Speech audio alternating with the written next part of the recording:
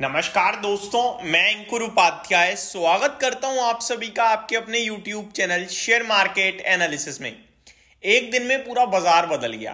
कल तक जो गिरावट के बड़े ट्रिगर्स बन रहे थे आज सब भूल गए हैं, क्योंकि आज बाजार शार्प रिबाउंड दे रहा है। अब इंटरेस्टिंग पार्ट क्या है कि कल मैंने भी आप सभी के साथ क्या डिस्कस किया।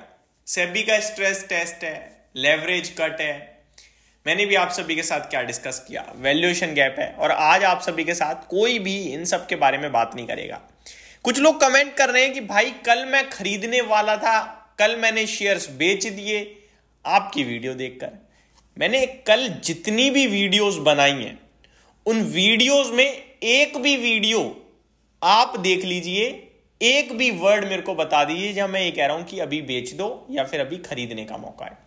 मैंने कल खरीदने के लिए भी कल दिन की लास्ट वीडियो बनाई थी और आप लोगों ने काफी इंटरेस्टिंग देखी है वो और काफी प्यार दिया उस वीडियो पे, जिसमें भी मैंने ये कहा है कि कल नहीं लेना है, ये वॉच लिस्ट में लगाने हैं आपको और आराम से इन्हें बाय ऑन डिप्स कीजिए, क्योंकि कंपनी के फाइनेंशियल फंडामेंटल क्वालिटी बहुत तंगड़ी है।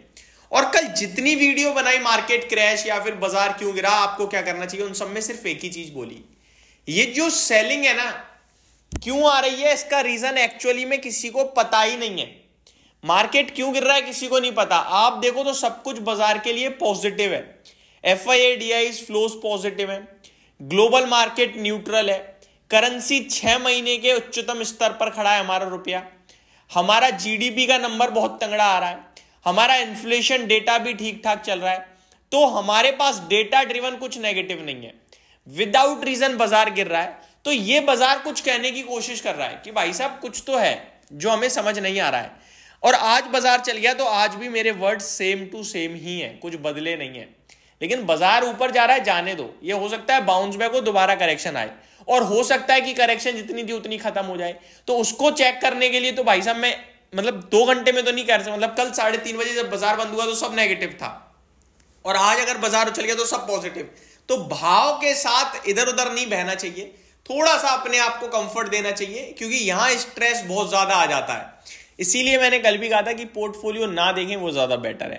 पैसा आपके पास है तो ठीक है, और नहीं है तो थोड़ा सा वेट कीजिए। फाइनल डिसीजन, फाइनल कॉल तो अप्रैल में ही आएगी, क्योंकि मार्च का महीना तो ऐसे ही जाता है हमेशा और वो जा रहा है। अभी मैं यहां आप सभी के साथ एक और बार बड़ी पॉजिटिव चीजें ट्रिगर शेयर्स करने आया हूं। फिच आप सभी अच्छे से जानते हैं, बड़ी ब्रोकरेज फर्म है। इन्होंने रेटिंग भारत को लेकर कुछ जिद्दी है, जो मैं आप सभी के साथ डिस्कस करना चाह रहा हूं। एक और पॉजिटिव ट्रिगर जुड़ गया है और बाजार फिर भी गिरे तो अब क्या ही कहें। यानी कि बाजार के फंडामेंटल्स और फाइनेंशियल्स तो दोनों दमदार हैं। आपको गिरावट में लेने के मौके ढूंढने हैं, बट कब, ये सबसे बड़ा सवाल है। तो उसको एक्यूमुलेट करने के लिए सबसे ज्यादा जरूरत है पेशेंस, धैर्य। आप जब पैसा लगा रहे हैं तभी ये सोचना कि और गिरेगा और मैं और गिरावट में खरीद पाऊंगा, तो पैसे को टुकड़ों में बांट देना। पर उससे पहले आपको शेयर्स लिखना बहुत जरूरी है कि कौन से शेयर मुझे चाहिए। सिर्फ गिरावट देख के खरीदोगे तो पैसा नहीं बनेगा यार, समझ गए बात को। अब बढ़ता हूं मैं आगे, बात करें पॉजिटिव चीज, तो फिच ने क्या क्या किया है बाजार को लेकर वो समझिए। पहले फिच की तरफ से 2-3 बड़ी चीजें आई हैं। पहला तो GDP का आंकड़ा बढ़ा दिया है।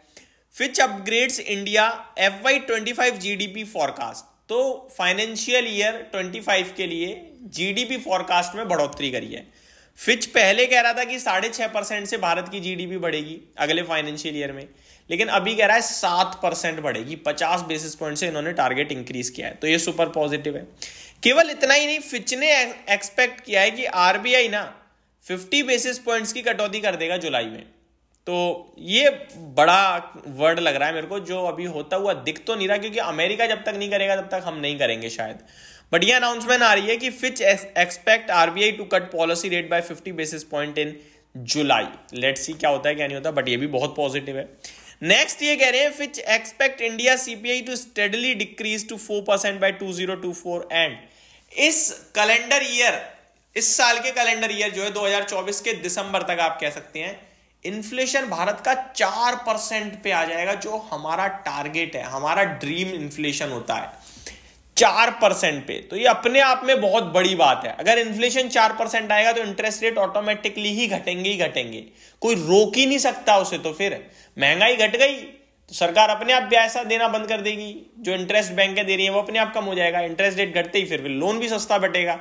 ये सारी चीजें होंगी तो इतनी सब पॉजिटिव चीजें आ रही हैं, बट उसके बावजूद भी बाजार बीच बीच में झटके दे रहा है।